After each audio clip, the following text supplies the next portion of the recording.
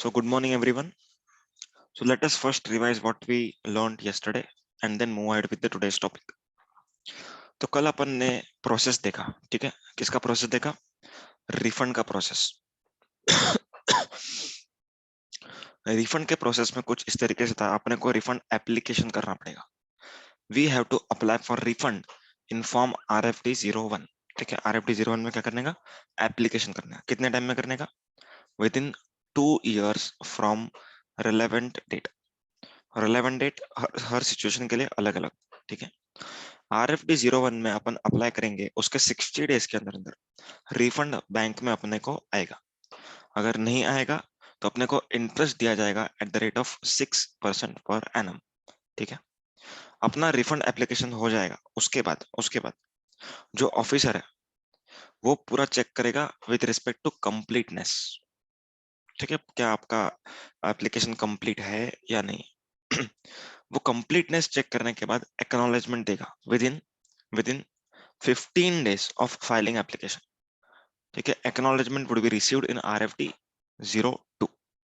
और मान के चलो एक डॉक्यूमेंट मिसिंग है, तो वो क्या देगा आपको? डेफिशिएंसी मेमो देगा, डेफिशिएंसी मेमो इन RFD 03। ठीक है, डेफिशिएंसी को करेक्ट करने के लिए अपने को पूरा का पूरा एप्लीकेशन वापस से करना पड़ेगा एंड नॉट दैट डेफिशिएंसी। पूरा का पूरा अपने को वापस से करना पड़ेगा। ठीक है, नेक्स्ट।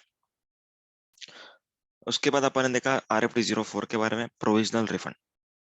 प्रोविजनल रिफंड जो होता है वो किसको मिलता है? सिर्फ और सिर्फ जीरो रेटेड सप्लायर को, उसके अलावा किसी को नहीं दिया जाता। ओके, कितना मिलता है? 90% ऑफ रिफंड क्लेम।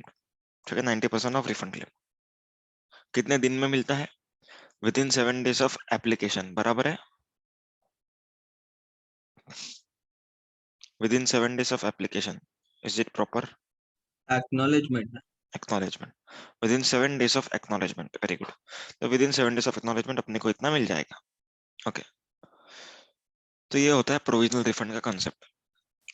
नेक्स्ट, आपका पूरा अच्छे से उसने स्क्रूटिनाइज कर लिया। ओके, एंड बाद में वो बोलता है कि रिफंड देना बनता है। What he will prepare? Refund order. क्या बनाएगा वो? Refund order in form RFD 06। Okay, RFD 06। साथ ही साथ वो एक पेमेंट ऑर्डर भी बनाएगा इन RFD 05। मतलब रिफंड ऑर्डर, पेमेंट ऑर्डर दोनों साथ में बनेगा। Refund order would B of that amount which is sanctioned from this particular refund. ये रिफंड से जितना भी बनता है वो आपके लिए रिफंड ऑर्डर में लिखा जाता है। ठीक है, एंड अपना पेमेंट ऑर्डर क्या है? कितना आपको एक्चुअली हम लोग पे करने वाले हैं, that is nothing but the payment order. ठीक है, मतलब जूना पहले का कुछ ड्यूज बाकी है आपका, उसको माइनस करेंगे। प्रोविजनली जितना आपको दिया गया है वो माइनस करेंगे, and then payment order would be issued for the balance amount which would be actually credited to your bank account on the basis of payment advice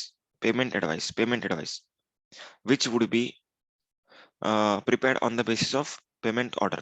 मतलब पेमेंट ऑर्डर के बेसिस पर कंसोलिडेटेड पेमेंट एडवाइस बनेगा, and उस consolidated payment advice के through PFMS portal से आपको payment की जाएगी। याद आ रहा है? कम ऑन, याद आ रहा है एवरीवन?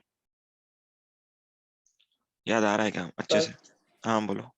सर वो कल आपने बोला था कि वो प्रोविजनल रिफंड जो होता है देते हैं 90%, वो मतलब ये मतलब प्रीवियस ड्यूज पेंडिंग रहेगा तो नहीं देंगे ना वो? हाँ, वो नहीं देंगे। तो मतलब प्रोविजनल रिफंड मिल गया मतलब श्योर शॉट मतलब अपने को रिफंड अप्रूव हो ही गया है तो मतलब नहीं, कैसे ऐसा जरूरी रहेगा? नहीं है। अगर बाद में मालूम पड़ा कि तुमने कुछ गलत किया, फ्रॉडलेंटली रिफंड अप्लाई किया, तो तुमसे रिकवरी भी करेंगे। वो मैंने बोला ना, सेक्शन 73-74 का नोटिस देंगे, हाँ। एंड बाद में वो लोग आपके इलेक्ट्रॉनिक लायबिलिटी लेजर में ऐड कर देंगे कि भाई ये लो अच्छा। लायबिलिटी तुम्हारी, ऐसा। नहीं ठीक है, पर एक बार रिफंड अप्रूव होने के बाद भी कर सकते हो? नहीं प्रोविजनल ही हुआ है ना, फाइनल तो हुआ नहीं है। अच्छा, ओके। हाँ, प्रोविजनल के कर सकते हैं, फाइनल के बाद भी कर सकते हैं। फाइनल के बाद भी कर सकते हैं, ऐसा नहीं है कि पहले ही कर सकते, फाइनल के बाद भी कर सकते हैं।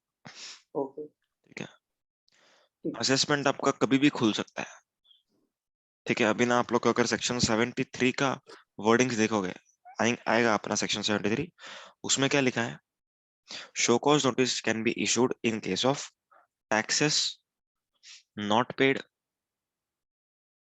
Short paid, ITC excess availed and utilized, and last में लिखा है एरोनस रिफंड क्लेम्ड। एरोनस रिफंड क्लेम, इसका क्या मतलब हुआ, अगर आपने गलती से मतलब गलत रिफंड क्लेम कर लिया है तो भी आपके ऊपर एडजुडिकेशन किया जा सकता है, ठीक है, सेक्शन 73 के तहत। देखेंगे अपन पूरा देखेंगे, टेंशन मत लो। ओके, उसके बाद अपन ने देखा था ये पेमेंट एडवाइस वाला हो गया। मान के चलो कि ऑफिसर को कुछ अमाउंट रिजेक्ट करना है, वो बोलता है कि नहीं ये आपका प्रॉपर नहीं है, इसको मैं रिजेक्ट करना चाहता हूँ, क्या वो डायरेक्टली रिजेक्ट कर सकता है, can he directly reject the amount which is inadmissible और ineligible, no he can not. उसको क्या करना पड़ेगा, no show cause show notice cause देना पड़ेगा इन RFD 08, उसका रिप्लाई अपन करेंगे इन RFD 09। ये रिप्लाई को कंसिडर करके वो रिफंड ऑर्डर बनाएगा, ये रिफंड ऑर्डर के साथ वो पेमेंट ऑर्डर बनाएगा, एंड देन पेमेंट एडवाइस बन के अपने को रिफंड बैंक में आएगा। आइए बात समझ में। तो इतना अपन ने देखा था, ठीक है, इसमें जो भी डिपार्टमेंटल क्लैरिफिकेशन है वो भी देखे थे। सो इतना ही देखा था बेसिकली। अभी अपन आगे बढ़ते हैं। Now we are into rule number 89.2। 89.2 जो 16 सेक्शन 54 जो हर बार प्रॉपर डॉक्यूमेंट्स की बात करता है, वो कहता है कि रूल के हिसाब से इट इज प्रिस्क्राइब्ड मैनर में आप लोग डॉक्यूमेंटेशन सबमिट करो। Okay, now this documentation we have to submit, okay, इधर we have to attach that or we have to fill the utility and upload JSON। Okay, appropriate जगह पर देखेंगे क्या क्या कर रहा है, ठीक है, JSON अपलोड करना पड़ेगा। इस तरीके से ये डॉक्यूमेंटेशन है, क्लियर है। ये क्लॉज नंबर है 89.2A, 89.2B, 89.2C, इस तरीके से। चलो रीड कर लेते हैं एक बार। Refund of pre deposit paid at appellate authority और अपीलेट ट्रिब्यूनल, ठीक है, the reference number of order and a copy of order pass by proper officer. चलो ये देखो डायरेक्टली बताता हूँ, पढ़ने की जरूरत नहीं लग रही है।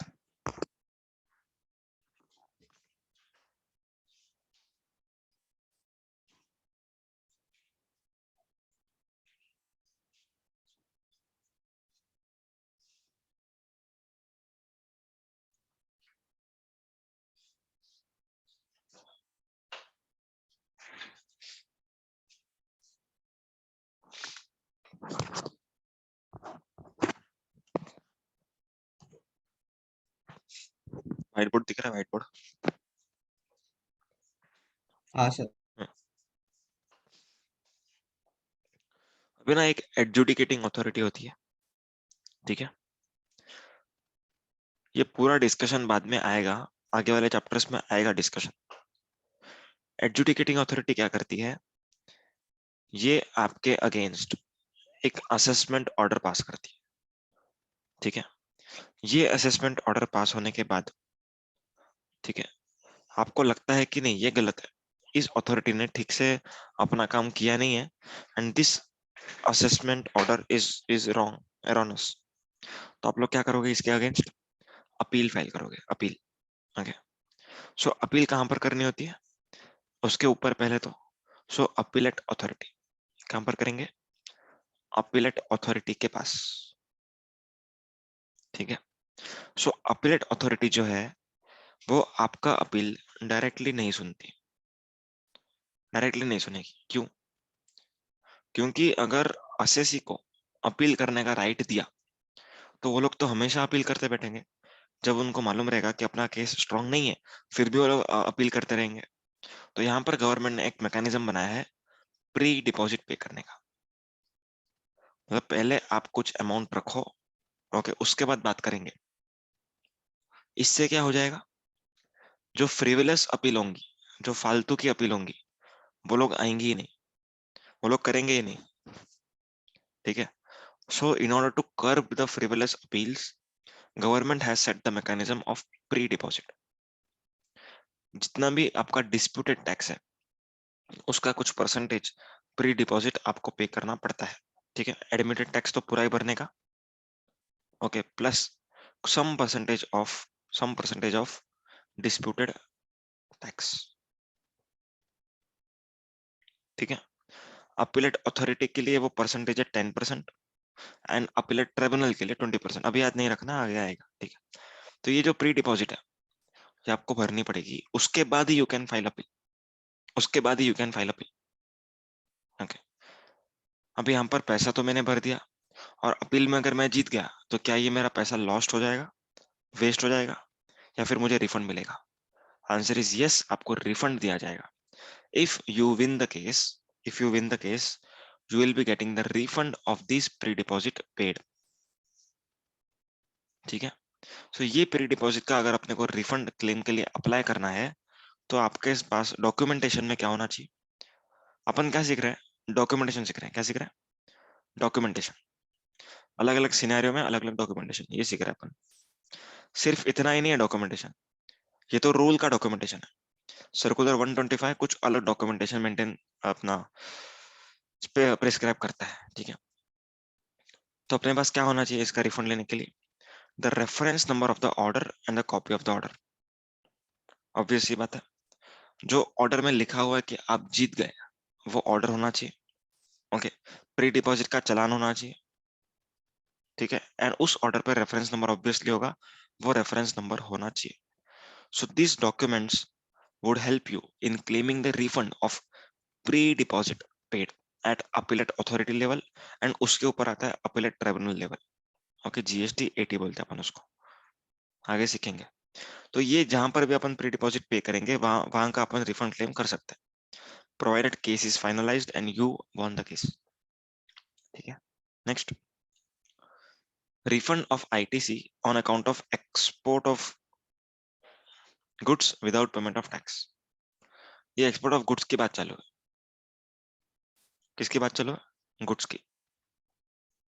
A statement containing number and shipping bill or bill of export and number and date, relevant date of export invoices in case where refund is on account of export of goods।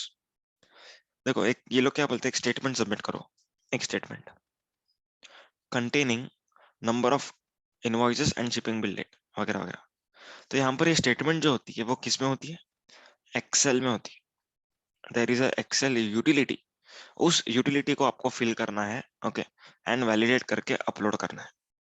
Statement मतलब ऐसा नहीं कि आप लेकर के चले गए। Statement is nothing but excel utility, जो वैलिडेट करेगा, आइसगेट के पोर्टल से चेक करके करेगा, ठीक है। आपके जीएसटीआर 1 से चेक करेगा। अगर एक पैसे का भी फर्क होगा ना उस इनवॉइस नंबर के अमाउंट में एंड जीएसटीआर 1 में, वो वैलिडेट नहीं होगा। सो इतने चेक्स मेंटेन किए गए, ठीक है। सो वैलिडेशन का ना दो प्रोसेस होता है। सबसे पहले जब आप एक्सेल यूटिलिटी भरते हो ना, एक्सेल यूटिलिटी, तब एक बार वो वैलिडेट कराता है, ठीक है।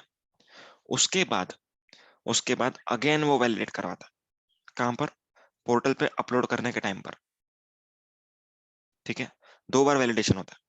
जो फर्स्ट वाला वैलिडेशन है, it is just to check arithmetical accuracy, कि for example shipping bill number, क्या ये shipping bill number proper format में है क्या, क्या ये इनवॉइस नंबर प्रॉपर है क्या, मतलब इस तरीके से वो वैलिडेशन है। पोर्टल पे वैलिडेशन क्या होता है कि क्या ये इनवॉइस नंबर रिटर्न में था क्या, GSTR 1 में था क्या, अगर नहीं होगा ना तो एरर आता है उधर, एंड वो एरर का शीट अपन डाउनलोड कर सकते हैं। डाउनलोड करने का वो एरर का शीट, ओके, एंड अपने को वो एरर को ऑफलाइन यूटिलिटी में, इस यूटिलिटी में वापस से सुधारने का, अगेन अपलोड करने का, तो वापस से दोनों वैलिडेशन। सो इस तरीके से स्टेटमेंट्स फिल करनी होती है अपने को in each of the case of refund, ठीक है। Next, refund of ITC on account of export of services with और without payment, very important, very important. ऊपर क्या था, सिर्फ विदाउट पेमेंट, नीचे क्या है, विथ और विदाउट। विथ और विदाउट मैंने आप लोग को बताया था। अगर एक्सपोर्ट ऑफ गुड्स हो रहा है विथ पेमेंट ऑफ टैक्स, सुना ध्यान से, अगर एक्सपोर्ट ऑफ गुड्स हो रहा है with payment of tax, with payment of tax export, then अपने को कोई रिफंड एप्लीकेशन सेपरेटली फाइल करने की जरूरत नहीं पड़ती। जो शिपिंग बिल फाइल किया, that is itself an application, ठीक है। ये कब होगा, export of goods with payment of tax, export of goods with payment of tax. अगर export of goods without payment of tax हो रहा है, देन आपको पूरा का पूरा एप्लीकेशन बनाना पड़ेगा, ठीक है। और एक बात, एक्सपोर्ट ऑफ गुड्स में विदाउट पेमेंट, सर्विस में विथ एंड विदाउट, इन तीनों ही केसेस में आपको ITC का रजिस्टर सबमिट करना पड़ता, ठीक है। ITC का रजिस्टर मतलब कितना कितना आपने किस किस पार्टी से परचेस किया। अनेक्सर बी अपन ने देखा था, याद है, annexure B should be equal to GSTR 3B। So annexure B अपने को सबमिट करना पड़ता है in case of these 3 cases, एकदम प्रॉपर, ठीक है। यहाँ पे पढ़ते हैं क्या लिखा, a statement containing number and date of invoice and the relevant BRC or foreign inward remittance certificate as the case may be in case where refund is on account of export of service। अब एक चीज समझना, point number B and point number C दोनों का utility same है, utility same, ठीक है, utility एकदम सेम है। उसमें सिर्फ अपने को गुड्स है कि सर्विस है वो सिलेक्ट करना पड़ेगा ड्रॉप डाउन से, ओके। एंड अगर अपन गुड्स सिलेक्ट करेंगे तो FIRC BRC का जो ये कॉलम रहेगा वो ब्लर हो जाएगा, ओके। अगर अपन सर्विस लेंगे तो वो कॉलम ओपन रहेगा। रीजन एकदम सिंपल, अपने को सर्विस के लिए consideration plays a very important role, whereas in case of goods कोई कंसिडरेशन की बातें नहीं की गई। लेकिन आगे जाकर के अपन देखेंगे कि कंसिडरेशन अपने को within some time limit लेके आना पड़ेगा, ठीक है, फेमा के टाइम लिमिट में। Next, refund to supplier supplying to SEZ, okay. वापस से अपने को एक स्टेटमेंट सबमिट करना पड़ेगा, ठीक है। अलॉन्ग विद दैट अपने को एविडेंस सबमिट करना पड़ेगा कि वो गुड्स SEZ में एडमिट हुए थे, ठीक है। वो ऑफिसर जो होगा, ऑफिसर, वो उसको एडमिट करके देगा कि हाँ ये एंडोर्समेंट लगाएगा वो कि भाई ये गुड्स जो है वो आपके SEZ में आए थे, एंड ये SEZ, इस SEZ ने यूज किया उसको, उसका तो नाम रहेगा ही ना इनवॉइस पे, ठीक है। जो रूल 46 का इनवॉइस है, अपना नॉर्मल इनवॉइस, वो इनवॉइस पर एंडोर्समेंट होती है, ठीक है। So that we have to upload. ये गुड्स के लिए, सर्विस के लिए भी सेम ही है, ओके, सर्विस के लिए भी सेम ही है। A statement containing number and date of invoices, the evidence regarding endorsement specified in second proviso, ठीक है, वही है, and the details of payment, and the details of payment ये अलग है। मतलब पेमेंट का डिटेल्स भी देना पड़ेगा सर्विस के केस में, गुड्स के केस में कोई पेमेंट के डिटेल्स की बात नहीं की गई थी, ओके। सो यहाँ पर लिख रहा हूँ नो पेमेंट डिटेल्स, यहाँ पर यस पेमेंट डिटेल्स, ठीक है। नेक्स्ट,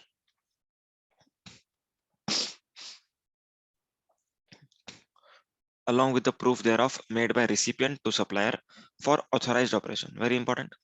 authorized operation मतलब क्या, ऐसे 64 ऑपरेशंस हैं जो ऑथोराइज्ड है, ठीक है, बाय बोर्ड ऑफ अप्रूवल। जो लोग का बोर्ड होता है SEZ का, उन लोगों के बोर्ड ने 64 ऐसे ऑपरेशंस को डिफॉल्ट लिस्ट में डाला है, ठीक है, डिफॉल्ट लिस्ट में। What is the meaning of default list? Default list एक एक नोटिफिकेशन जैसा है ओके, जिसमें लिखा हुआ है कि भाई ये चीज को अपन ऑथोराइज ऑपरेशंस मानेंगे, we will consider this as authorise operation. मतलब अगर एसईजेड इन ऑपरेशंस के लिए वो गुड्स को या फिर सर्विस को लेकर आती है, then we will allow it. Clear है? Next, declaration from SEZ that tax has not been collected, very important, very important. ये अपन ने ऑलरेडी सीखा है। अगर मान के चलो 10,000 का गुड्स मैंने बेचा है बराबर है, एसईजेड में। ओके, अगर मेरे पास एलयूटी है या फिर नहीं, दोनों ही केसेस में एसईजेड पेमेंट कितना करेगा सप्लायर को? 10,000 प्लस जीएसटी पे करेगा या फिर सिर्फ 10,000 पे करेगा?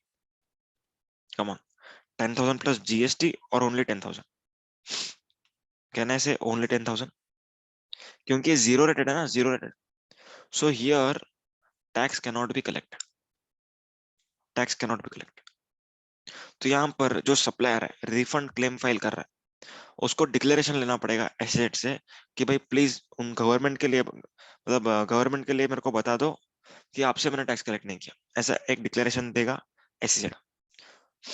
ओके, वही लिखा है यहाँ पर, ठीक है? सर एसईजेड उनके कस्टमर से डिक्लेरेशन लेगा कि हमने आपसे टैक्स नहीं लिया। नहीं नहीं, हम लोग हमारे एसेट से लेंगे, क्योंकि एसेट इज माय कस्टमर। मैंने एसेट में बेचा तो जीरो रेटेड है ना। अरे हाँ हाँ समझा। बराबर। Next is deemed export, a statement containing number and date of invoices, again that statement is there। यहाँ पर स्टेटमेंट नंबर 5 है, ठीक है, स्टेटमेंट 5। एक्सपोर्ट ऑफ गुड्स और सर्विस के केस में स्टेटमेंट 3। इन्वर्टेड ड्यूटी स्ट्रक्चर में स्टेटमेंट 1। स्टेटमेंट का नंबर याद नहीं रखना, प्रैक्टिकली जिसने काम किया उसको याद रहेगा, नहीं तो याद मत रखना, इट्स ओके। ठीक है, इन्वर्टेड के लिए 1, एक्सपोर्ट ऑफ गुड्स और सर्विस के लिए स्टेटमेंट 3 एंड रिडीम्ड एक्सपोर्ट के लिए statement 5, ignore. A statement containing number and date of invoices along with such other evidence as may be notified in case where a refund is on account of deemed export। ठीक है, मतलब वही एक statement अपने को देना पड़ेगा कि आपने क्या क्या गुड्स, मतलब invoice number, invoice date, taxable value, GST amount जो भी है वो अपने को सबमिट करना पड़ेगा। इन्वर्टेड ड्यूटी स्ट्रक्चर, यहाँ पर भी एक स्टेटमेंट होता है, वो सबमिट करना पड़ेगा। ये अपन ने देखा भी है, इफ यू रिमेम्बर अपन ने ये स्टेटमेंट देखा है, याद है? इनवर्ड सप्लाई का डिटेल था, फिर आउटवर्ड सप्लाई था, याद करो, बताया था ना मैंने इन्वर्टेड का, याद नहीं है? मैंने बताया था इन्वर्टेड ड्यूटी स्ट्रक्चर का स्टेटमेंट, आपको एक एक्सेल बताया था, उसको अपन क्लिक हियर टू अपलोड करेंगे, क्रिएट जेसन फाइल, वो जेसन फाइल को पोर्टल पे अपलोड करते थे। तो जो एक्सेल फाइल है जिसके बेसिस पर जेसन बना है वो अपने को सबमिट करा, ठीक है? Statement containing number and date of invoice received and issued during the period. Next, finalisation of provisional assessment, ये भी मैंने आप लोग को सिखाया हुआ है। प्रोविजनली मतलब अगर आप लोग रेट ऑफ टैक्स और वैल्यू ऑफ सप्लाई ये दोनों डिटरमाइन नहीं कर पा रहे, तो आपने एप्लीकेशन किया किसको? ऑफिसर को, बोला कि सर हमको प्रोविजनली हमारा लायबिलिटी असेस करके दो, ओके, बाद में आप फाइनल असेसमेंट करना। तो प्रोविजनल असेसमेंट जो किया उसने, उसमें उसने एग्जांपल लायबिलिटी निकाली 100 रुपीज की, फाइनल में लायबिलिटी आई 80 रुपीज की। सो 20 रुपए की जो एक्सेस पेमेंट मैंने करी है उसका मुझे रिफंड दिया जाता है, एंड वो रिफंड पाने के लिए मुझे क्या डॉक्यूमेंटेशन लगेगा? The reference number of final assessment order and copy of the said order in case where refund arises on account of finalization of provisional assessment। आई बात समझ में? In simple words final assessment का order अपने पास होना चाहिए। Clear? आगे, intra state supplies held as inter state. Okay, मान के चलो कि आपने गलती से इंटर दिखा दिया, दिखाना चाहिए था इंटर, या फिर वाइस वर्सा, जो भी सिचुएशन है। तो रॉन्ग टैक्स का अपन रिफंड क्लेम करते हैं एंड राइट टैक्स का अपन पेमेंट करते हैं। तो यहाँ पर अपने को क्या डिटेल देना पड़ेगा? क्या डिटेल देना पड़ेगा? यहाँ पर कुछ बोला नहीं, क्या बोला? Showing details of the transaction. कहना है इसे अपने को सबसे पहला रॉन्ग टैक्स भरा हुआ इनवॉइस देना पड़ेगा, रॉन्ग टैक्स वाला इनवॉइस, बराबर है। उस पर्टिकुलर रॉन्ग टैक्स वाले का GSTR 3B,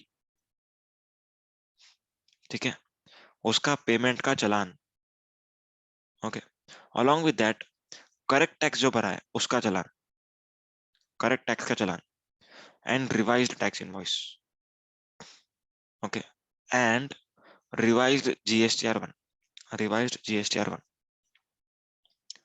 इतना डिटेल सबमिट करो and you take the refund of wrong tax. आई बात समझ में? प्रैक्टिकली सब किया होगा तो ही अपने को डॉक्यूमेंटेशन याद रहेगा, नहीं तो नहीं रहेगा। इट्स ओके, ज्यादा डॉक्यूमेंटेशन पे फोकस मत करना, एग्जाम में नहीं आता है, ठीक है। Next, access payment of tax. अगर आपने ज्यादा पेमेंट कर दिया, याद है 10,000 का आपने 60,000 पेमेंट किया, तो 60,000 पेमेंट किया है गलती से, वो आपको डिटेल्स देना पड़ेगा उसका। सो कहना है अपने को 3B देना पड़ेगा, 1 देना पड़ेगा एंड चालान देना पड़ेगा। सो ये डिटेल्स अपने को सबमिट करनी पड़ेंगी, ठीक है। अब यहाँ पर कोई यूटिलिटी फिल नहीं करनी है, कम ऑन, यहाँ पर कोई यूटिलिटी फिल नहीं करनी इन दोनों केस में, इस केस में भी यहाँ पर डॉक्यूमेंट्स अपलोड कर रहे हैं। इसके लिए मैंने आप लोग को पहले बताया था कि सारे के सारे में अपने को यूटिलिटी फिल नहीं करनी होगी, किस किस में अपने को ऑफलाइन सबमिशन भी करना होगा। ये देखो, अटैच करना बोला था या फिर फिल यूटिलिटी, तो अभी अपन ने जो देखा उसमें अटैच करना था, ठीक है, depending upon case to case.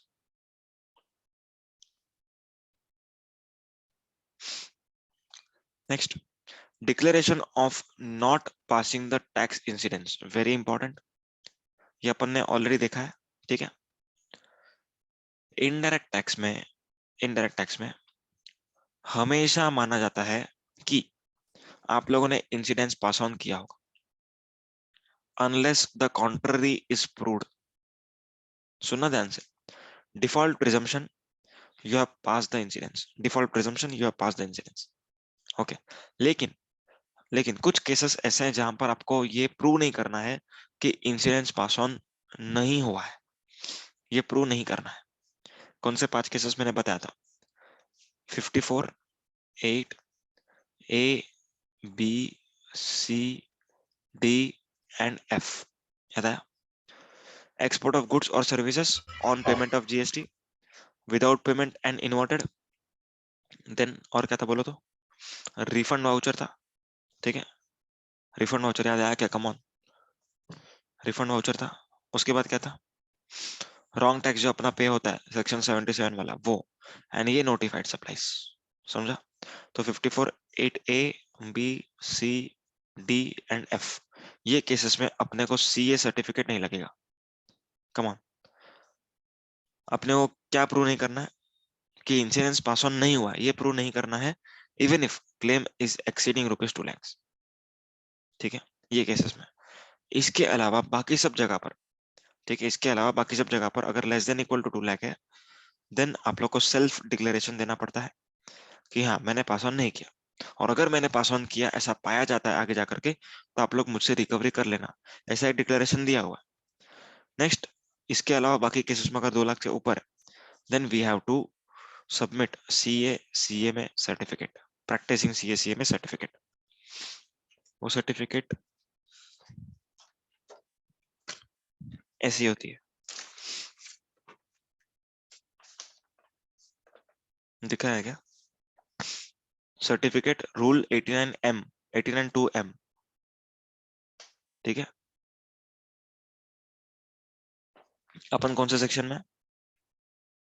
ये रहा 89(2)M, ये रहा, ठीक है, CA certificate under rule 89(2)M। पढ़ो सेक्शन का नाम, रूल का नाम, बराबर। क्या लिखा है मैं पढ़ता हूँ।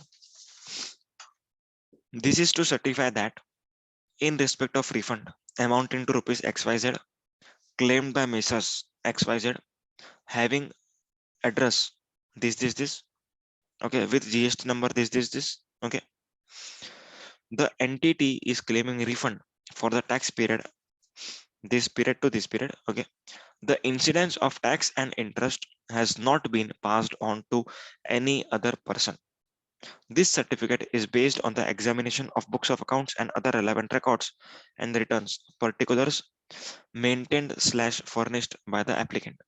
Signature of CA/CMA और यहाँ पर नाम होगा, स्टैम्प एंड नाम। आई बात समझ में? So this is nothing but the incident certificate. Clear है सब लोग को सब कुछ? कोई doubt? Any doubt?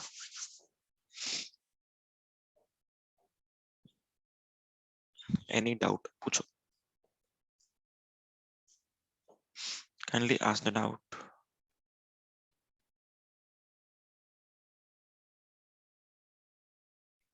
No sir. तुम लोग एक्सपर्ट हो।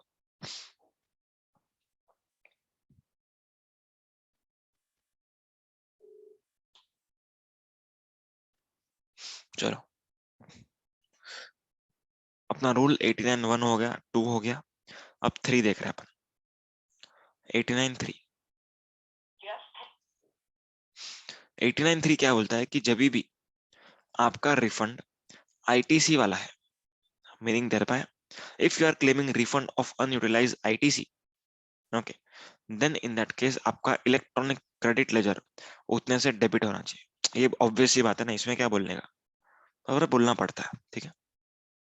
नेक्स्ट 89(4) क्या था? 89(4) बताओ तो। 89(4) कम ऑन। 89(4) पूछना पड़ेगा क्या तुम लोग को? 89(4) क्या है? नहीं, फॉर्मूला है। Formula zero rate supply of goods और सर्विसेज का अंडर एलयूटी वाला, ओके। हाँ। Next 89(4)(a). अभी तो ये लोग ये 4-5 सेक्शन तो रूल्स तो बहुत ही अच्छे से याद हो गए होंगे ना। 89(4), 4A, 4B, 5, ठीक है। 4A deemed export, 4B merchant export. ये अपना पूरा डिस्कशन हो गया। कंडीशंस थी कुछ। Then documentation. अभी देखो ये जो डॉक्यूमेंटेशन है ना, ये किसका है? मर्चेंट एक्सपोर्ट वाले का। मर्चेंट एक्सपोर्ट का क्या डॉक्यूमेंटेशन है? देखो देखो ये डॉक्यूमेंटेशन ना ऑफिसर को भी नहीं मालूम है। मैं जब रिफंड के लिए अप्लाई किया था एक बार, ओके, मतलब मेरा दूसरा केस था, इन्वर्टेड ड्यूटी स्ट्रक्चर का रिफंड था, वो मैंने अप्लाई किया था। तो ऑफिसर ने ऐसे ही मुझसे बातें की, तो उसको मालूम पड़ा कि हाँ ये बंदा थोड़ा नॉलेजेबल लग रहा है। तो उसने पूछा कि सर ये मर्चेंट एक्सपोर्ट में क्या डॉक्यूमेंटेशन आप लोग अपलोड करते हो? ऑफिसर ने पूछा मुझे कि भाई क्या चेकलिस्ट है, क्योंकि डिपार्टमेंट से उसको कोई चेकलिस्ट नहीं मिली। कम ऑन, डिपार्टमेंट से उसको कोई चेकलिस्ट नहीं दी गई, तो क्या चेकलिस्ट होगी? तो आंसर मैंने उसको दिया कि देखो सर, ऑलरेडी जो आप लोग करते हो वो तो करो ही, प्लस ये जो बोल्ड में लिखा हुआ है ये डॉक्यूमेंटेशन आपको एक्स्ट्रा मांगना पड़ेगा रेसिपिएंट से। मैंने कहां से ये डॉक्यूमेंटेशन बनाया?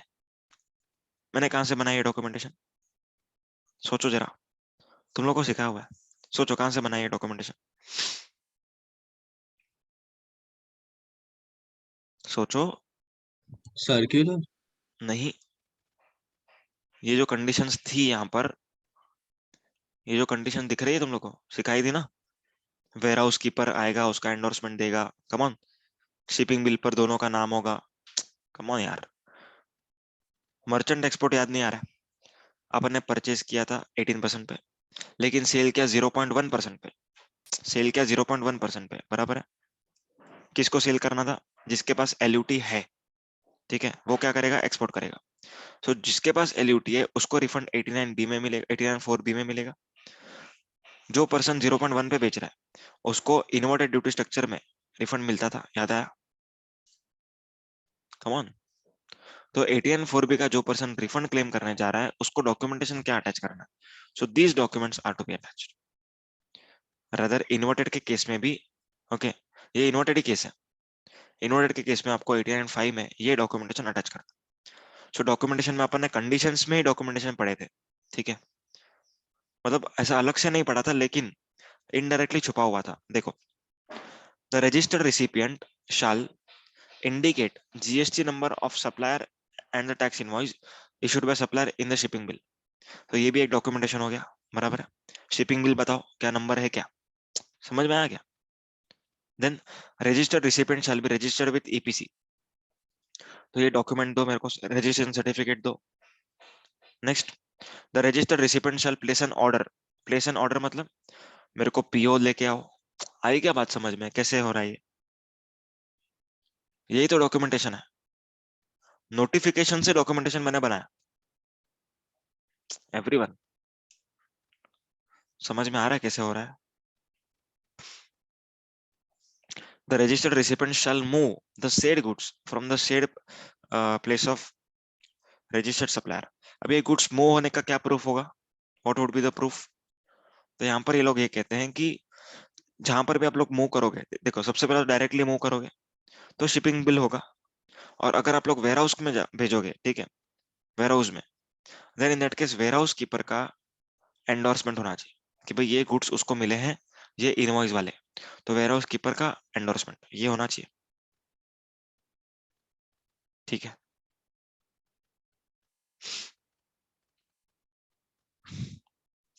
एक्सपोर्ट जनरल मैनिफेस्ट, ईजीएम होना चाहिए, ठीक है।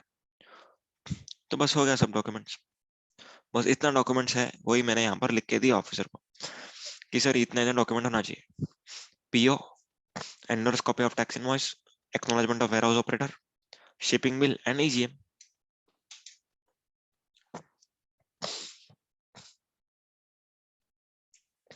आइए बात समझ में, आइए क्या बात समझ में? देखो कभी कभी डॉक्यूमेंटेशन नहीं लिखा होता है, लेकिन अपने को अपना रिफंड सब्सटैंशिएट करने के लिए डॉक्यूमेंट सबमिट करना पड़ता है। So these are the documents basis which I would be eligible for refund of merchant exports, ठीक है। चलो 89.5 बोलो, क्या है 89.5? 89.5 क्या है? करो आंसर करो। Inverted duty step. बराबर है।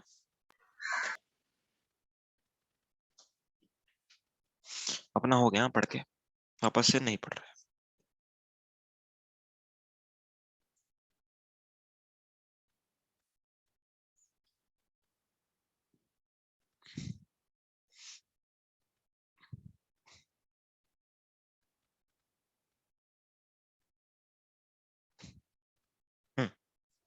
नेक्स्ट, एक्सपोर्ट ऑफ गुड्स और services on payment of IGST, very important, बहुत ही इंपॉर्टेंट है। अगर आप एक्सपोर्ट ऑफ गुड्स करते हो ऑन पेमेंट ऑफ आईजीएसटी, तो किस तरीके से आपका रिफंड प्रोसेसिंग किया जाएगा वो यहाँ पर लिखा हुआ है, ठीक है, सब कुछ यहाँ पर लिखा हुआ। Rule 96, rule 96, export of goods और services on payment of IGST, मतलब विथ पेमेंट है, मतलब आपके पास एलयूटी नहीं है, you are going to export without LUT, तो किस तरीके से प्रोसेसिंग होगा देखते हैं। Shipping bill the deemed application, पहला वाला क्या इसका मीनिंग है?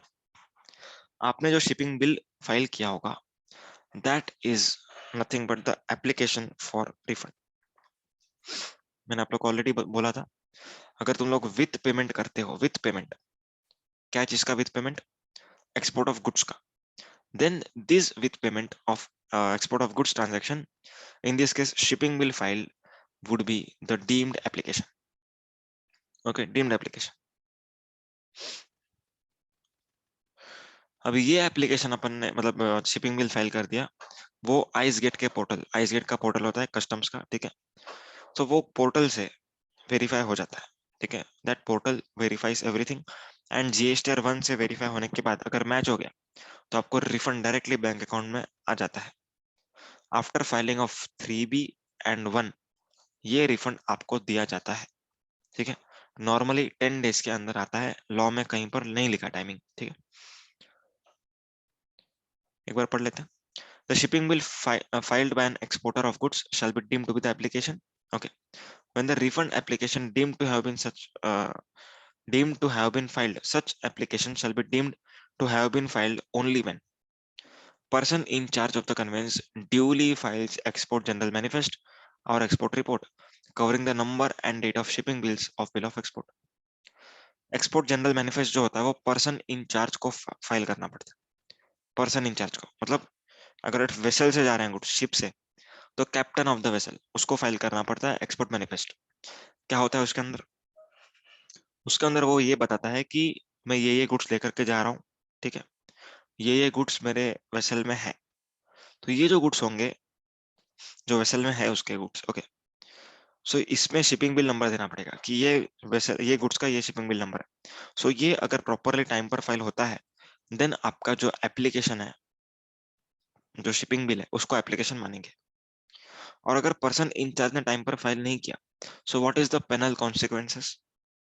Person incharge is liable to pay penalty to the tune of ₹50,000।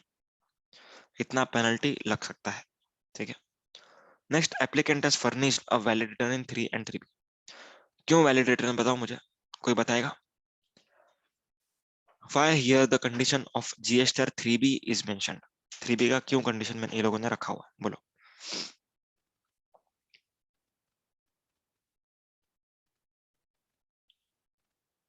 Why they have kept the condition of 3B? वो रिटर्न्स फाइल होने चाहिए ना रेगुलर।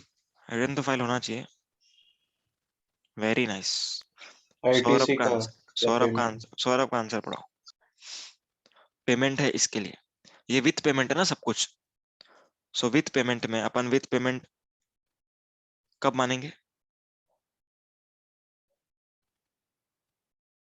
हाँ, जब रिटर्न फाइल हो, रिटर्न में रिटर्न मेंशन में, हो। रिटर्न में वो अपन दिखाएंगे। हाँ रिटर्न में अपने को पे करना पड़ेगा, ठीक है, विद आईटीसी और इन कैश, जैसा भी आपके पास है अवेलेबल बैलेंस उसके हिसाब से। तो 3 और 3B, 3 तो आया ही नहीं है। 3B में अगर आप लोग दिखाओगे तो ही आप लोग का पेमेंट होगा, एंड पेमेंट करोगे तो ही रिफंड मिलेगा। आइए क्या बात समझ में? तो पहले आप पे तो करो। एक्सपोर्ट विथ पेमेंट है ना ये तो सब कुछ, ऑन पेमेंट ऑफ IGST, मतलब पहले आप पैसा भरो उसके बाद रिफंड लो। ये मैकेनिज्म भी बेनिफिशियल है, आप लोग को बताया हुआ था मैंने क्यों बेनिफिशियल है वो। थोड़ा सा वर्किंग कैपिटल ब्लॉक होता है लेकिन रिफंड जल्दी आता है।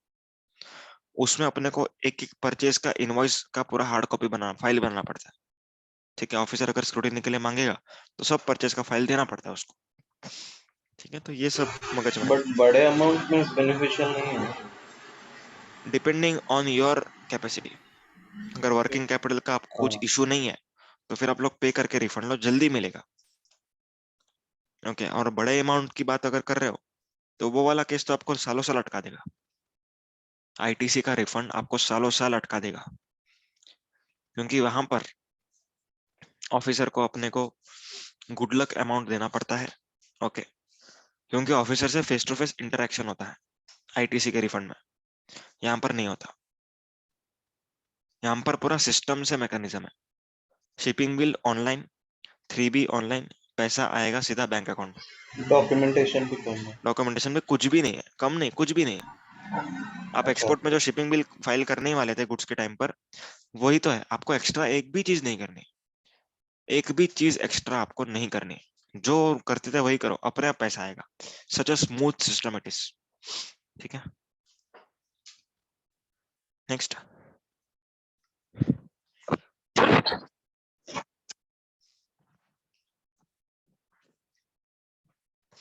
Winters have started. बाप रे, चलो। Transmission of details to ice gate. ये आइस गेट जो पोर्टल होता है वो कस्टम्स का पोर्टल है, ठीक है। तो आइस गेट का जो पोर्टल है उस पोर्टल पे सारी की सारी चीजें ट्रांसमिट होती है, ट्रांसमिट, ठीक है। आपको एक बार मैं पोर्टल बता देता हूँ।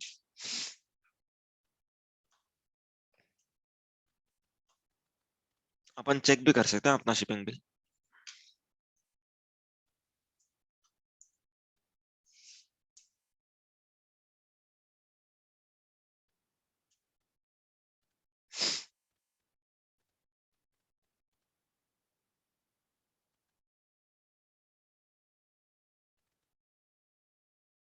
देखो ये पूरा पोर्टल है, यहाँ पर होम, अबाउट अस, CBIC, इसमें जाता है अबाउट अस, ये कस्टम्स का जो भी इलेक्ट्रॉनिक गेटवे होता है वो है ये इंडियन कस्टम्स इलेक्ट्रॉनिक गेटवे। ये गेट अपने आप में एक गेटवे का गेट है एंड इंडियन कस्टम्स इलेक्ट्रॉनिक का, ठीक है। तो ये आइस गेट का पोर्टल है, इसमें अबाउट अस में सीबीआईसी भी है, क्योंकि कस्टम्स एंड अपना इनडायरेक्ट अपना जीएसटी सब साथ में काम करता है, ठीक है। तो इस तरीके से लिखा हुआ है यहाँ पर। फिर और क्या क्या देख लेते हैं ना।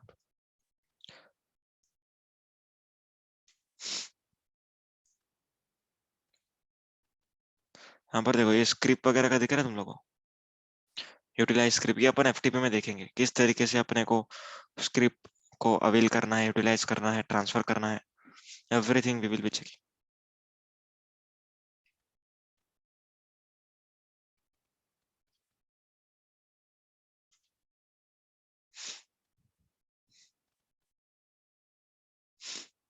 तो लोग फाइल करते जा रहे हैं क्या?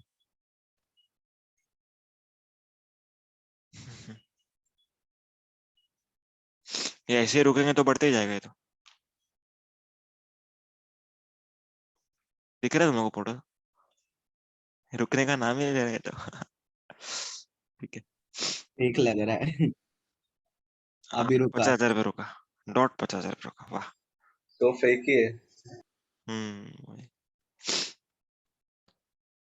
देखो ये इंपोर्टर एक्सपोर्टर कोड जो होता है ना, उसका जीएसटी से इंटीग्रेशन, फिर लॉगिन साइन अप। अब यहाँ पर साइन अप कौन करते हैं? जो इंपोर्टर एक्सपोर्टर है वो अपना प्रोसेस आइस गेट से प्रोसेस हुआ कि नहीं अपना बिल। देखो कभी कभार क्या होता है ना, अपन जीएसटी-R1 में फाइल कर देते हैं, लेकिन आइस गेट से वो ट्रांसफॉर्मेशन अपना ट्रांसमिट हुआ कि नहीं वो अपने को मालूम नहीं पड़ता। तो यहाँ पर आकर के अपन चेक कर सकते हैं। रेदर आप लोग जीएसटी पोर्टल पे जाकर भी चेक कर सकते हो, ठीक है। मैं आप लोग को बताता हूँ वो मेरे। हो जाता है ना। हो जाता है, लेकिन एक बार चेक करने का, अगर नहीं हुआ तो मालूम पड़ता है आपको। मैं बताता हूँ देखो कैसे चेक करते हैं।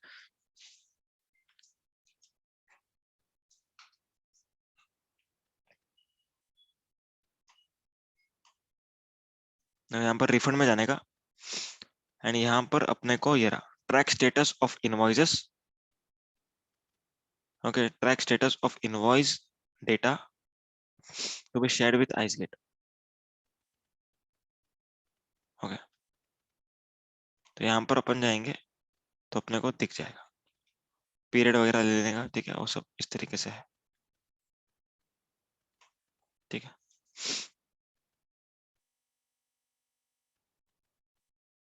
सर एक बार रिपीट करो ना, कहाँ से लेते हैं? रिफंड में जाने का, रिफंड में। अच्छा। और रिफंड के अंडर अपना वो आता है ना ड्रॉप डाउन, उसमें ऑटोमेटिकली आता है track status of refund transmitted with ICEGATE. तो वो ओके। अपने को, हाँ,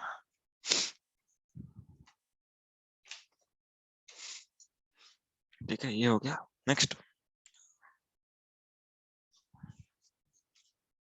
credit of amount in bank account. मैंने आप लोग को जो सिखाया वही लिखा है यहाँ पर कि directly upon information regarding this 3 भरने के बाद, ओके, वो अपने आप कस्टम्स में से वो हो जाएगा, ठीक है।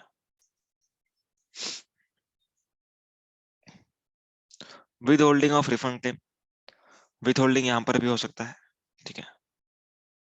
अब इसमें पढ़ाने जैसा कुछ भी नहीं, विद होल्डिंग हो सकता है तो हो सकता है।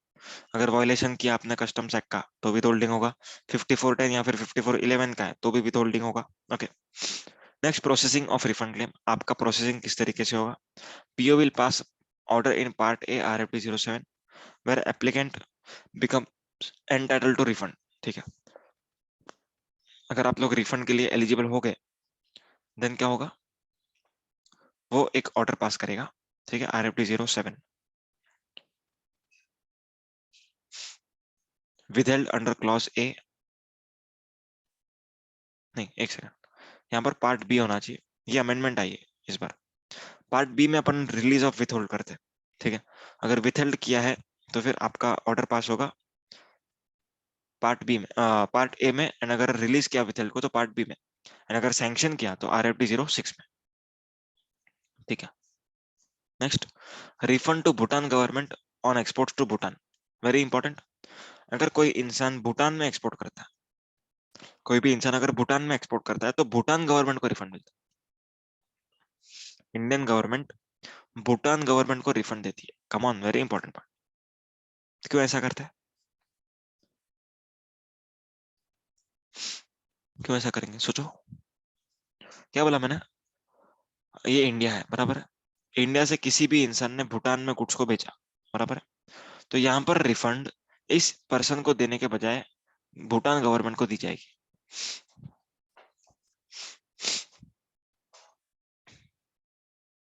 आई बात समझ में। नॉर्मली इंडिया के एक्सपोर्टर को रिफंड मिलता है, पर भूटान गवर्नमेंट को मिल रहा है। Reason is to promote exports to Bhutan.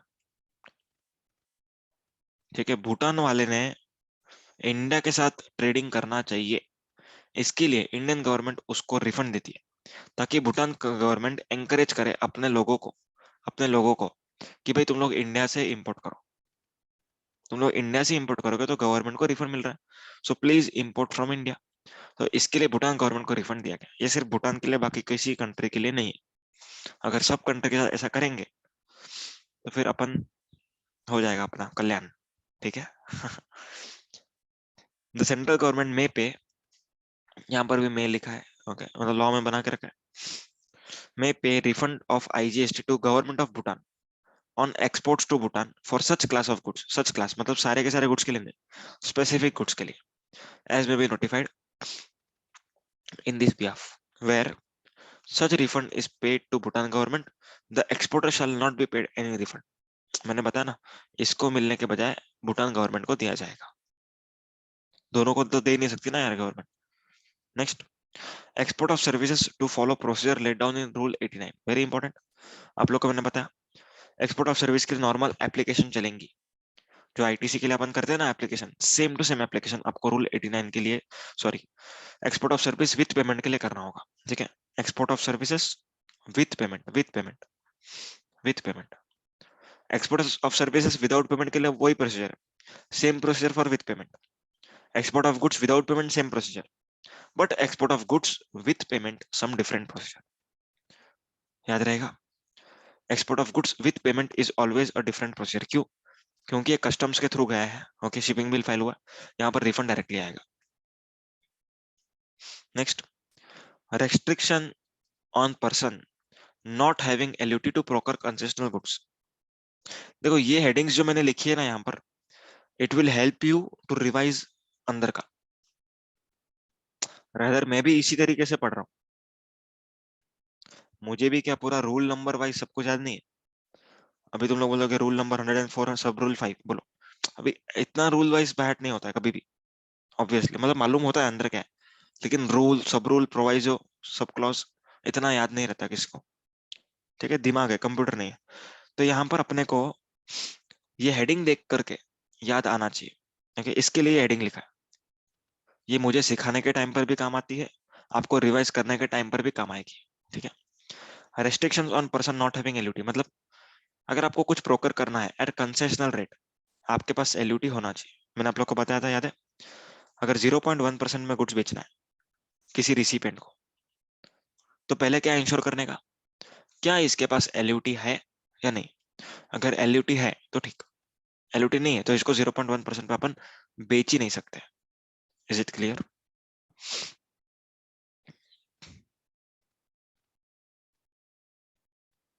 Next, कोई डाउट है क्या उस रूल में, रूल 96 में कोई डाउट?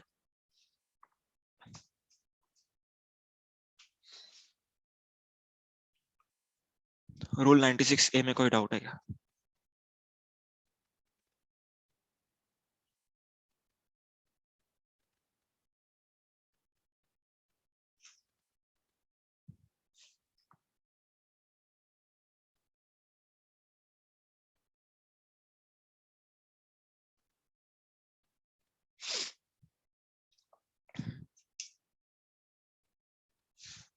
बोलो।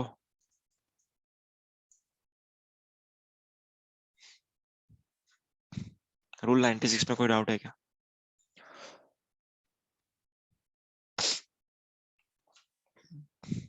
बोलो, एवरीवन क्लियर? हाँ sir, clear. Okay okay. 96A क्या था? एलयूटी वाला था। ओके, एलयूटी का मैंने आप लोग को बताया था, याद है? 3 months 15 days के अंदर अंदर एक्सपोर्ट इनवॉइस बनने के 3 months 15 days के अंदर अंदर एक्सपोर्ट ऑफ गुड्स होना चाहिए, नहीं तो लायबल टू पे विथ इंटरेस्ट। सर्विस के केस में सर्विस एक्सपोर्ट होने के 1 साल 15 दिन के अंदर अंदर आपको पैसे मिल जाने चाहिए, अदरवाइज जो भी रिफंड आपको दिया गया है वो रिफंड आपका ले लिया जाएगा। याद आया? याद आया? चलो अब अपन देख रहे रूल 96 बी। अब ये रूल क्या बोलता है मोटा मोटी मैं पहले बता देता हूँ। ये रूल ये कहता है कि आप एक्सपोर्ट तो कर रहे हो, ठीक है, पर रियलाइजेशन ऑफ प्रोसीड्स का क्या? What about realisation of export proceeds? ठीक है, अब यहां पर रूल 96 बी किसकी बात करेगा? तुम लोग सोच के बताना। एक्सपोर्ट ऑफ गुड्स की बात करेगा या फिर एक्सपोर्ट ऑफ सर्विस की बात करेगा या फिर दोनों की बात करेगा? तुम लोग सोच के बताना, लॉजिक के साथ बताना। एक्सपोर्ट प्रोसीड्स लाना किसके लिए इंपॉर्टेंट हो चुका है? देखो इस एक्सपोर्ट ऑफ गुड्स। गुड्स के लिए क्यों ऐसा? क्योंकि सर्विस के केस में ऑलरेडी कंडीशन है। सर्विस के केस में अपन रिफंड के लिए जा ही तब सकते हैं जब पैसा आया। Is that clear? आप रिफंड के लिए जा ही तब सकते हो जब पैसा आया हो, और अगर टाइम पे पैसा नहीं आया तो ऑलरेडी अपने पास रूल 96 ए है, ओके, जो कहता है कि 1 साल 15 दिन के अंदर पैसा लेके आओ। तो यहां पर rule 96 B is specifically for export of goods, for export of goods, चाहे फिर वो विथ पेमेंट हो चाहे फिर वो विदाउट पेमेंट हो, चाहे फिर वो विथ पेमेंट हो या फिर विदाउट पेमेंट हो। तो बताओ किसके लिए ये 96 B? 96 B is specifically for export of goods with और विदाउट पेमेंट, विथ और विदाउट पेमेंट दोनों के लिए। एक्सपोर्ट ऑफ गुड्स के लिए विथ और विदाउट पेमेंट दोनों के लिए, ठीक है? आइए बात समझ में। क्योंकि सर्विस के केस में अपने को रिफंड ही तब मिलता है जब अपने को पैसा मिलता, ठीक है, पर गुड्स के केस में अपने को रिफंड पहले दिया जाता है विदाउट रियलाइजेशन, विदाउट रियलाइजेशन। ये रूल बाद में इंसर्ट किया गया by notification number 16/2020 central tax dated 23 मार्च, ठीक है? अब ये रूल क्या बोलता है सुनो। दिस रूल सेज दैट कि आपको फेमा के टाइम लिमिट के अंदर अंदर, ठीक है, अंदर अंदर या फिर अंडर, मतलब उतने टाइम में आपको पैसा लेके आना है। फेमा के टाइम लिमिट में आपको पैसा लेकर के आना है, तो ही हम आप लोग को रिफंड देंगे। ऐसा बोला क्या इधर? नहीं, आपको हम रिफंड आज दे देंगे, we will be paying you refund, no doubt. आज हम लोग आपको रिफंड दे देते हैं, लेकिन लेकिन लेकिन अगर आप लोग फेमा के टाइम लिमिट के अंदर पैसा नहीं लेके आए, देन आपसे ये रिफंड हम लोग वापस भी ले लेंगे। ये रिफंड हम लोग आपसे वापस ले लेंगे। क्लियर है? डन। रिफंड दे तो रहे हम लोग, ठीक है, आज तो रिफंड लेके जाओ, लेकिन टाइम लिमिट में पैसा नहीं आया तो फिर रिफंड आप लोग को वापस देना पड़ेगा, ठीक है? और ये रिफंड जो आप लोग वापस दोगे, this should be with interest, this should be with interest, with interest.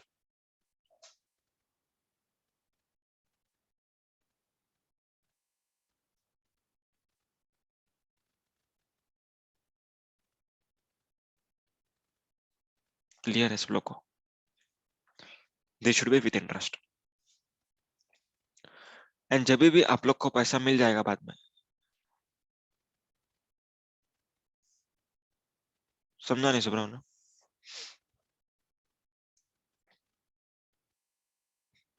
मतलब वही पार्टी के इंपोर्ट के अगेंस्ट में एडजस्ट हो गया तो चलेगा? नहीं, वो पार्टी से मैं इंपोर्ट थोड़ी करता हूँ। नहीं मतलब पार्टी अगर सेम ही है, एक्सपोर्ट भी इंपोर्ट भी है तो हाँ चलेगा। ये यहाँ पर नहीं लिखा है, वो कहाँ पर लिखा है? कंसिडरेशन के डेफिनेशन, सेक्शन 2 सबसेक्शन 31। तो क्वेश्चन क्या है सुब्रमण्यम का कि अगर एक ही पार्टी से अपन इंपोर्ट करते एक्सपोर्ट करते, तो क्या आपस में जो बुक एंट्री से अपन एडजस्टमेंट करेंगे, क्या उसको भी कंसिडरेशन मानेंगे? यस मानेंगे। Yes, we will treat it as a consideration. हम उसको कंसिडरेशन मानेंगे, ठीक है। Adjustment through your book entries is also a type of consideration. Okay, तो इसको भी अपन कंसिडरेशन मानेंगे, नो डाउट। ठीक है, गुड क्वेश्चन।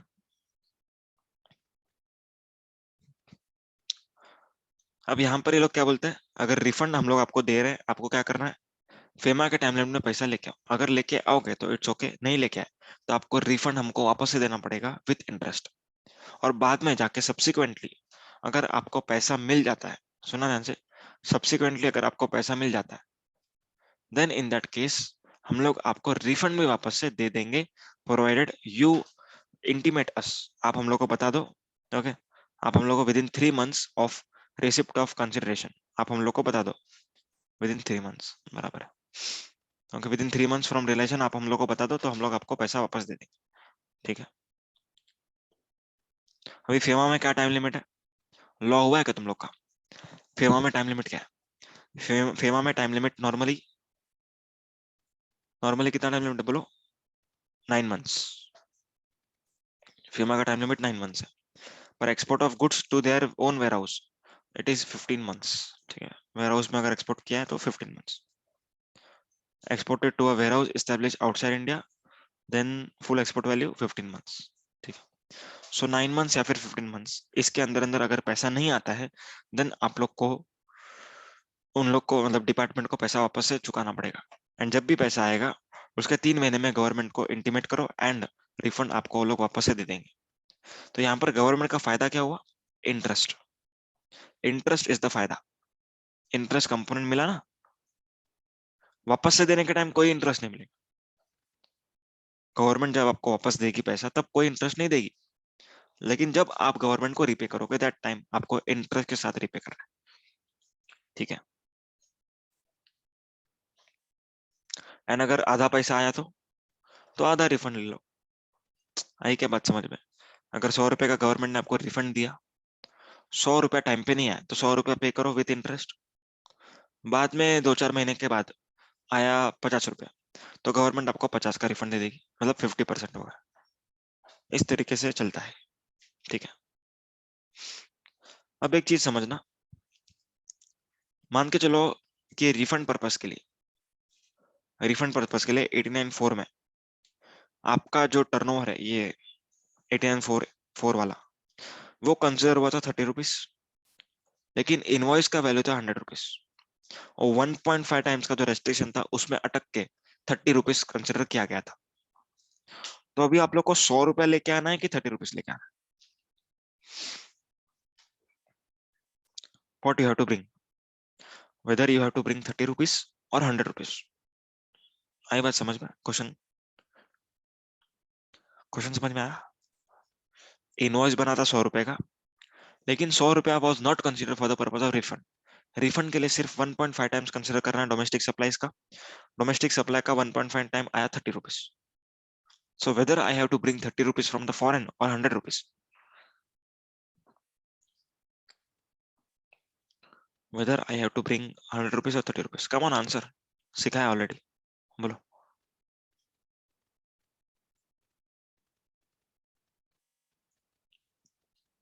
बोलो बोलो बोलो।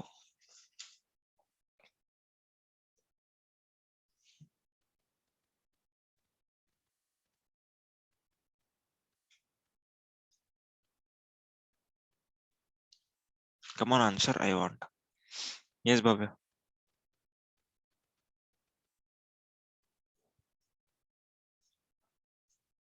कितना आना चाहिए? Yes Subramaniam, how much we should receive?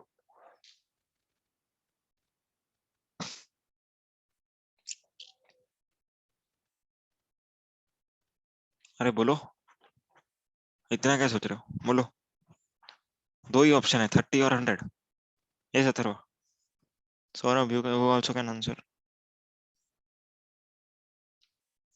बाकी लोग आंसर करो। सर तो यहाँ रिपीट पर करो ना एक बार। क्वेश्चन क्या है कि इनवॉइस बना है 100 रुपए का, ओके। पर 89.4 में अपना turnover of zero rated supply अपन लेते हैं ना न्यूमरेटर में, तो यहाँ पर 100 कंसिडर नहीं हुआ है, यहाँ पर सिर्फ 30 रुपए कंसिडर किया गया, क्योंकि 1.5 टाइम्स जितना ही होना चाहिए ना, वो जितना आप लोग दिखाओगे उतना नहीं, 1.5 times of domestic supply. So domestic supply के हिसाब से अपन ने 30 रुपीज कंसिडर किया है, नॉट रुपीज 100। सो बाहर की कंट्री से 30 रुपीज लेके आना है अपने को टाइम में कि 100 रुपया, 100 रुपया 100 ही है। बराबर है 100 रुपया। अभी कैसे सब लोग आंसर कर रहे हो? ठीक है, हो गया। नेक्स्ट,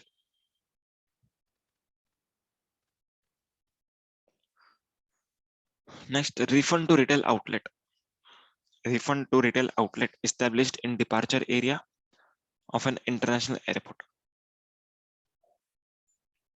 अब सुनो, ये ज्यादा इंपॉर्टेंट नहीं है, आपको व्हाइट बोर्ड पे समझाता हूँ। बोर्ड दिख रहा है?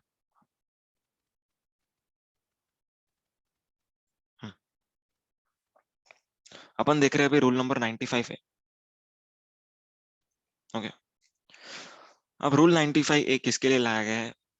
जो रिटेल आउटलेट्स होती है, ठीक है, ड्यूटी फ्री शॉप्स देखा है कभी इंटरनेशनल एयरपोर्ट पर? इंटरनेशनल एयरपोर्ट पर ड्यूटी फ्री शॉप्स होती है, ड्यूटी फ्री। ओके, मतलब वो लोग जो इंपोर्ट करते हैं वो ड्यूटी फ्री होता है, क्योंकि वो लोग कस्टम्स बैरियर के अंदर है, they are inside the customs barrier. ठीक है, एयरपोर्ट का जगह छूटेगा तब कस्टम्स बैरियर क्रॉस होगा, बट वो लोग एयरपोर्ट के अंदर है, it means they are duty free zone. ठीक है, ड्यूटी फ्री इंपोर्ट्स है। अब वो लोग अगर, मतलब है तो इंडिया में ही ना, वो मुंबई बोलो तो मुंबई में ही है वो, भले कस्टम्स फ्रंटियर के मतलब अंदर है, लेकिन customs frontier is only for the purpose of imports, पर है तो वो इंडिया में ही ना, मुंबई में ही है। तो अगर वो सेल करेगा किसी पर्सन को, पैसेंजर्स को, ओके, तो उसके ऊपर जीएसटी भरना चाहिए कि नहीं भरना चाहिए? ऑब्वियसली भरना चाहिए, जीएसटी इज एप्लीकेबल। ओके, लेकिन जीएसटी में एक एग्जेम्पशन है, वो ये कहता है कि अगर आपने गुड्स या फिर सर्विस किसी फॉरेन टूरिस्ट को दिया, किसको? फॉरेन टूरिस्ट को। ओके, फॉरेन टूरिस्ट को जो इंडिया में स्टे के लिए आया था, not more than 6 months for non immigrant purpose. Okay, अपन ने देखा ना डेफिनेशन, वही 6 महीने से ज्यादा के लिए इंडिया में नहीं आया था वो। ओके, थोड़ा टाइम के लिए आया था फॉर नॉन इमिग्रेंट पर्पस, मतलब वो अपना बिजनेस बिजनेस के लिए नहीं आया था, ठीक है, ऐसे ही घूमने आया था, टूरिस्ट है वो। तो यहाँ पर अगर फॉरेन टूरिस्ट को बेचा आपने, तो यहाँ पर जीएसटी नहीं लगता, दिस इज द एग्जेम्पशन। लेकिन अगर ये जो स्टोर्स हैं, ठीक है, ये जो स्टोर्स हैं, वो लोगों ने अगर इंडिजिनियस परचेस किया, ठीक है, with in India procurements, with in India procurements, इसके ऊपर तो जीएसटी लगा था, ये सो नो, ये तो जीएसटी लग के आया था ना, पर अब जब बेच रहे हो तब जीएसटी नहीं लग रहा है। So this will be accumulation of ITC. समझ में आ रहा है क्या? इंडिया से परचेस करोगे तो जीएसटी लगेगा, ये लोग को, ये लोग अगर इंडिया से परचेस करेंगे तो जीएसटी तो भरना पड़ेगा ना ये लोग को, ठीक है, पर इन लोग का आउटवर्ड पर एक पार्ट पर जीएसटी लगता है, एक पार्ट पर नहीं लगता है। ठीक है, नॉर्मल को बेचा तो लगेगा, अगर फॉरेन टूरिस्ट को बेचा, स्पेसिफिक टूरिस्ट को, देन नहीं लगता। तो यहाँ पर इनपुट टैक्स क्रेडिट अक्यूमुलेट होते जा रहा था इन लोगों का। तो इसके लिए रूल 95 ए बनाया कि जो रिटेल आउटलेट्स हैं, ओके, जो कस्टम्स अपना एयरपोर्ट्स पे है, ठीक है, इंटरनेशनल एयरपोर्ट्स पर, वो लोग को भी रिफंड के लिए एप्लीकेशन करने का चांस दिया गया। Okay, not due to inverted duty structure, come on, not due to inverted duty structure, not due to inverted duty structure. क्यों ऐसा? अगर इन्वर्टेड की अपन बात करेंगे तो ये इन्वर्टेड में आएगा ही नहीं, क्योंकि आउटवर्ड अगर 0% रहता है तो इन्वर्टेड नहीं मानते उसको। कम ऑन, याद आया? अगर आउटवर्ड पे रेट 0% है तो उसको इन्वर्टेड नहीं मानते। ओके, तो यहाँ पर उन लोग को उनके परचेस का रिफंड दिया जा रहा है, दैट इज इनवर्ड सप्लाईज का, इनवर्ड सप्लाईज का रिफंड दिया जा रहा है। ठीक है, इनवर्ड सप्लाईज जो भी वो लोग परचेस कर रहे हैं, इनवर्ड सप्लाईज का रिफंड दिया जा रहा है। अब उसके लिए कुछ कंडीशंस है, देख लो कंडीशंस क्या है। Application for refund, retail outlets shell furnish application for refund in a prescribed form on monthly or quarterly basis, along with self-certified compiled information of invoices issued for supply made during the month or quarter as the case may be, along with concerned purchase invoice, sale invoice, corresponding purchase invoice. ये दोनों का एक statement आपको upload करना है। क्या करना है? स्टेटमेंट अपलोड करना होगा, ठीक है। और कंडीशंस क्या है देखो, the refund of tax bye retail outlet shall be available if the inward supplies of goods were received by retail outlet from a registered person against tax invoice. Obviously, the said goods were supplied by retail outlet without charging any tax. ठीक है, foreign tourist को आप लोग को without charging tax देना है obviously. क्यों? क्योंकि बर्डन अपने को शिफ्ट नहीं करना है। अगर बर्डन शिफ्ट किया तो खत्म, तो फिर रिफंड नहीं मिलेगा, ठीक है। Next, name and GST number of retail outlet shall be mentioned in tax invoice for inward supply.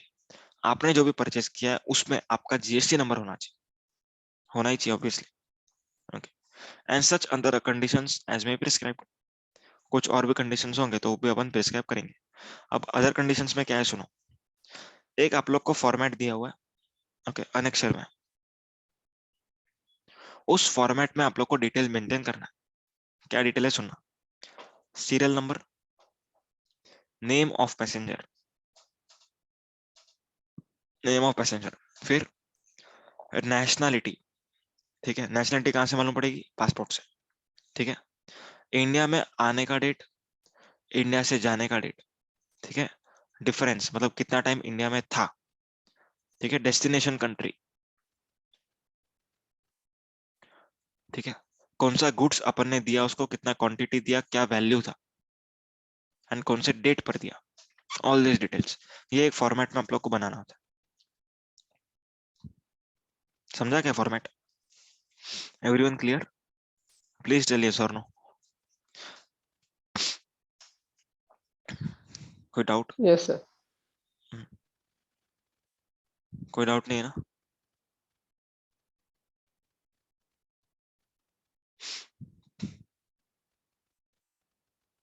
एकदम इजी था, कुछ भी नहीं था ये।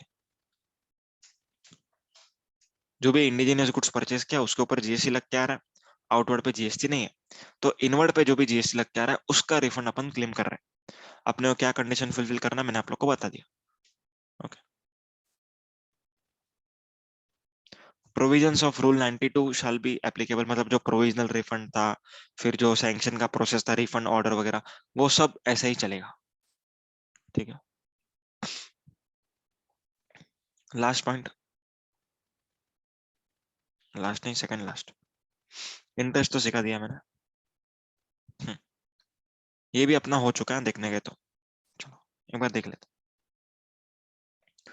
Other circulars clarifying on refund aspects. Refund aspect पर कुछ सर्कुलर्स हैं, सर्कुलर 137 अपन अभी डिस्कस कर रहे हैं, ठीक है। एकदम इजी है, कुछ भी नहीं है, एकदम इजी। अपन ने सीख लिया है, सीख लिया। एडवांस अपने को मिला, ठीक है, which was subsequently cancelled.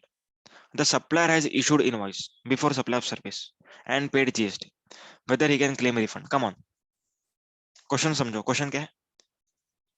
Advance मिला था, ओके, रिफंड वाउचर इशू करना चाहिए था, मैंने रिफंड वाउचर इशू नहीं किया, मैं बहुत उतावला, मैंने इशू कर दिया टैक्स इनवॉइस, बराबर है, इशू कर दिया टैक्स इनवॉइस। अभी वो सप्लाई दिया ही नहीं मैंने बाद में, तो ये कैंसिल हो गया। तो अब क्या इशू करना पड़ेगा? बोलो, come on, everyone should answer. क्या इशू करना पड़ेगा अभी? What document I have to issue?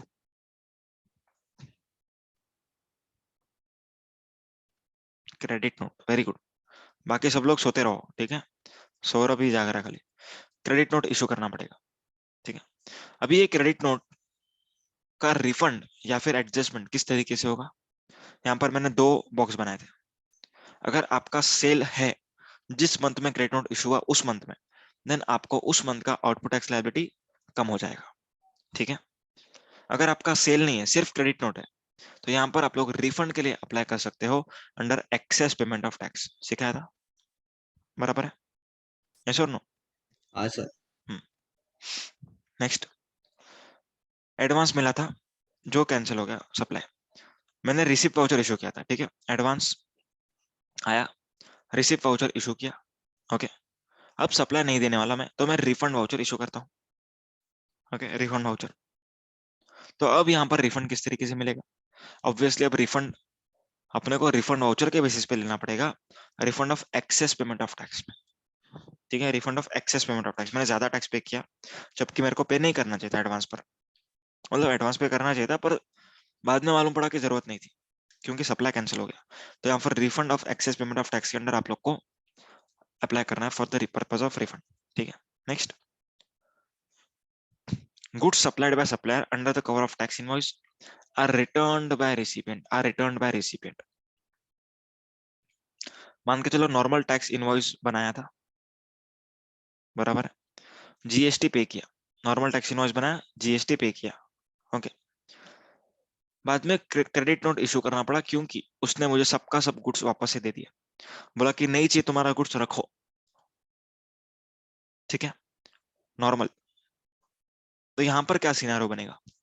यहाँ पर क्या सिनारियो बनेगा? क्या रिफंड मिलेगा या नहीं मिलेगा? सोचो। अब तक अगर समझ में आया तो ये भी तुम लोग बोल पाओगे। कम ऑन बोलो।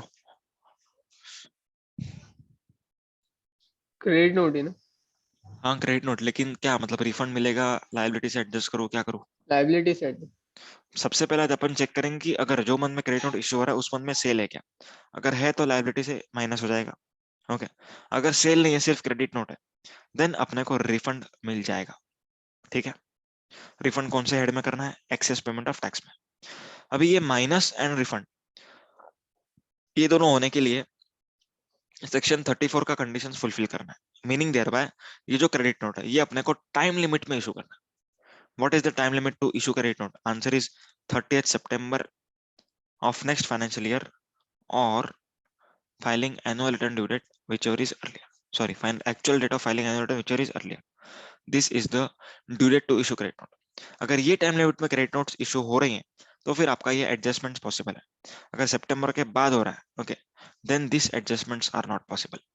आप लोग को ना ही रिफंड मिलेगा, ना ही आउटपुट टैक्स से एडजस्टमेंट करने मिलेगा। आ रहा है समझ में? Any doubts? Any doubts?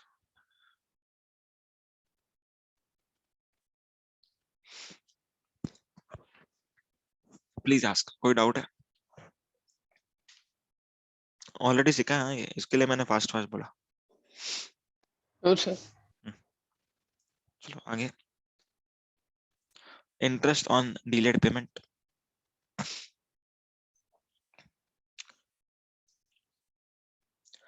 अभी इंटरेस्ट ऑन डिलेड पेमेंट क्या है सुनना।